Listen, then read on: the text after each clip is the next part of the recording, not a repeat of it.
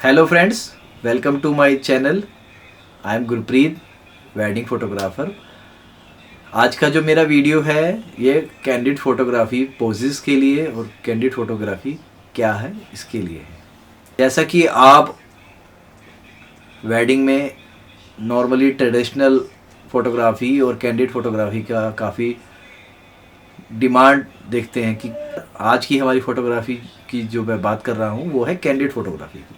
और candid photography में हम क्या क्या डिटेल्स होती हैं, उसको कैसे कैंडिड फोटोग्राफी कहा जाता है, उसके लिए क्या क्या हमारे को माइंड सेट होता है, इसके बारे में मैं आपको डिटेल में बताने लगा हूँ। कैंडिड फोटोग्राफी क्या है? कैंडिड फोटोग्राफी का मीन्स, अगर हम एक सिंपल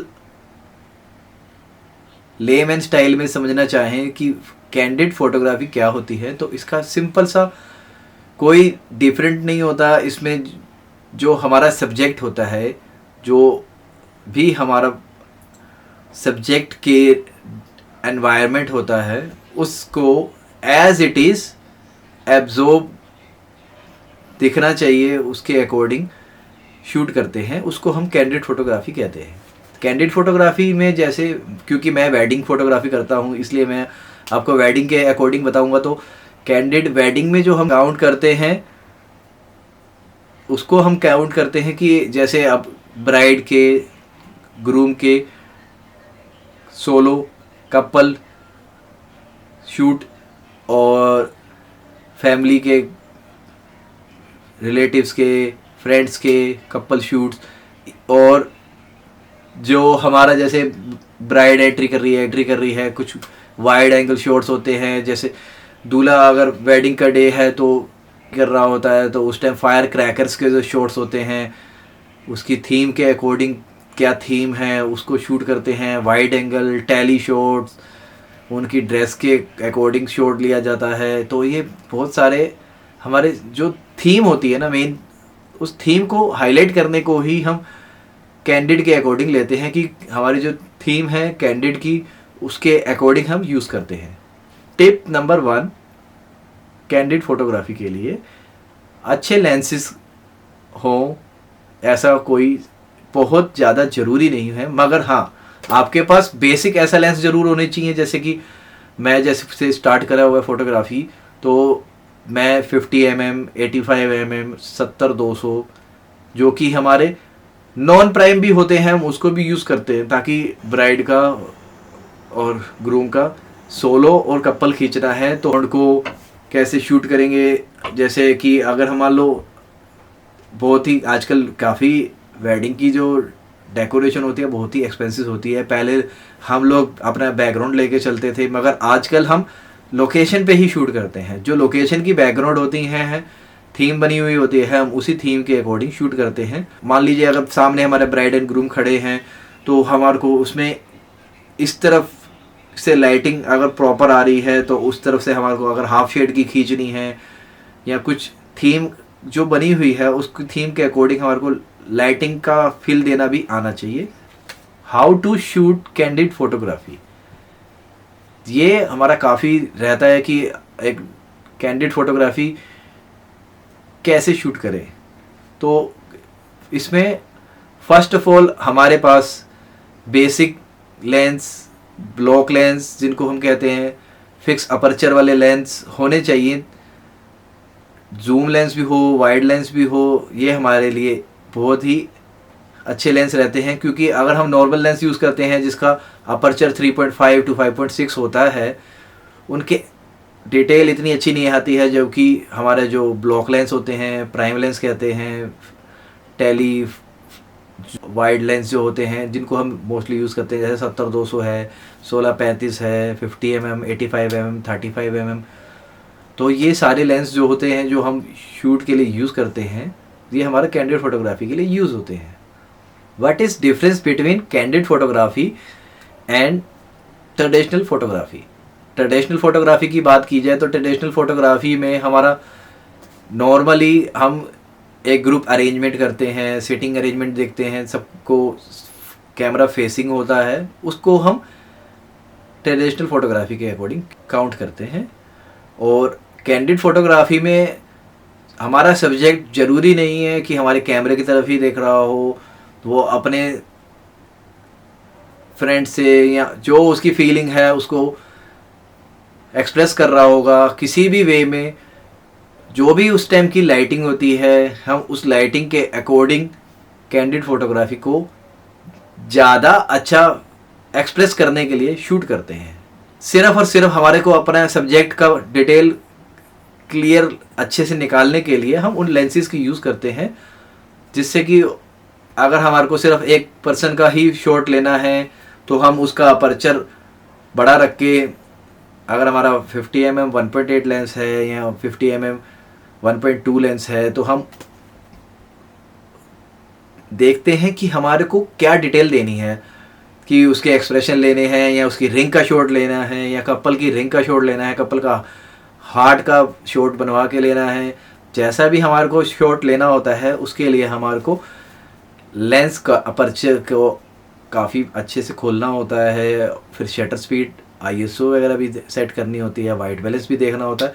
ये सारी चीज़ जो है हमारी कैंडिड फोटोग्राफी के अकॉर्डिंग बहुत ज़्यादा चेंज होती है, जबकि ट्रेडिशनल में हम मोस्टली फ्लैश बहुत ज़्यादा यूज़ करते हैं और कैंडिड में हमारी फ्लैश की जो लाइटिंग होती है, जो लाइट सोर्स होता है, वो थोड़ा लाइट रहता है, ताकि हमारा जो ओवरऑल थीम है वो अच्छी दिखे।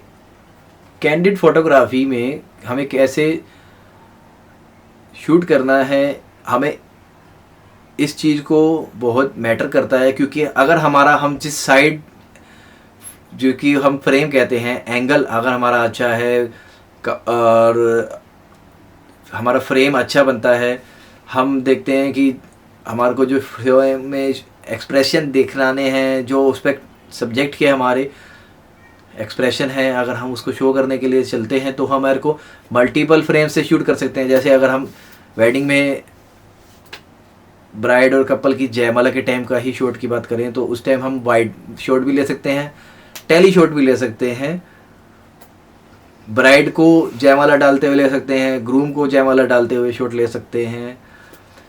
और जो गैदरिंग होती है उसको यूज़ करके, वाइड एंगल लेंस को यूज़ करके हम फुल वाइड शॉट भी दिखा सकते हैं, अगर उधर फायर क्रैकर्स हो रहे हैं, इस टाइप के शॉट होते हैं, या अलग अलग टाइप की थीम होती हैं, उस थीम को हम देखते हैं। जब हम कैंडिड फोटोग्राफी करते हैं तो हमारी मोस्टली काफ़ी सारी फ़ोटोज़ आउट ऑफ फोकस भी जाती हैं, ब्लर भी हो जाती हैं, मगर हमारा जो मेन सब्जेक्ट होता है हमारा उसी पे ही मोस्टली ध्यान होता है, क्योंकि हमको उसी को ही हाईलाइट करना होता है। इसलिए हमारा जो अपर्चर होता है, शटर स्पीड होती हैं और वाइट बैलेंस, ISO, हम इनको बहुत ही अच्छे से एक्सपर्टाइज होने के साथ ही कैंडिड फोटोग्राफी में यूज़ करते हैं। कैंडिड फोटोग्राफी में लाइटिंग का बहुत इम्पोर्टेंस है। अगर आप देखो कि किसी थीम में अगर लाइटिंग अगर आपकी अच्छी नहीं है, आपने बहुत अच्छा शॉट खींचा, कपल आगे खड़े हैं, पीछे लाइटिंग जल रही है और आप फ्रंट से खींच रहे हैं विदाउट फ्लैश,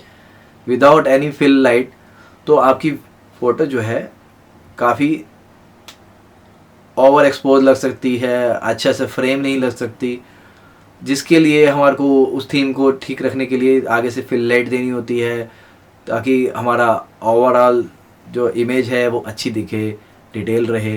ये सारी चीज़ों को हमें ध्यान रखना होता है, लाइटिंग का बहुत अच्छा ध्यान रखना पड़ता है। कैंडिड फोटोग्राफी में पोजेस कैसे शूट करें, तो इसके लिए कोई ज़्यादा अगड़म तिगड़म लगाने की ज़रूरत नहीं होती है। इसमें natural bride groom, family, couples standing अपने आप सिंपली पोजेस देते हैं, थीम के अकॉर्डिंग आप सेटिंग, स्टैंडिंग, अलग अलग टाइप के half frame, full frame, black and white type के शूट करते हैं, और इससे आपका पोसेस बहुत सिंपल, बहुत डिटेल के साथ अच्छा शूट हो जाते हैं। अगर आप कैंडिड फोटोग्राफी करते हैं तो आपको सबसे मेन बात तो पता होगी कि अगर आपने शूट किया है तो उस पर शूट के बाद में पोस्ट प्रोडक्शन पे वर्क करना पड़ता है।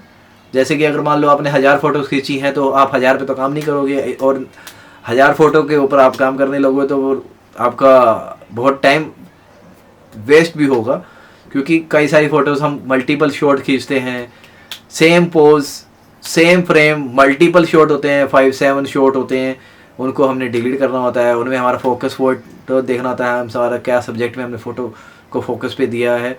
तो वो सारी चीज़ों को हमारे को ध्यान रखना होता है, ताकि हमें जब पोस्ट प्रोडक्शन में शूट एडिट करवाना होता है तो उसको भी बड़ा अच्छे माइंड में रख के चलते हैं। क्योंकि कई लोग रॉ प्लस जेपेग खींचते हैं, और रॉ पे शूट करने से हमारे को बहुत अच्छा होता है, क्योंकि जो हमारी फ़ोटो की ओवरऑल डिटेल होती है वो रॉ में हमारे इमेज बहुत हाई वैल्यू होती है, उसकी इमेज कंप्रेस नहीं होती। जबकि जेपेग फाइल जो होती है हमारी कंप्रेस फाइल होती है, उसमें डिटेल बहुत डिसॉर्ट होती है।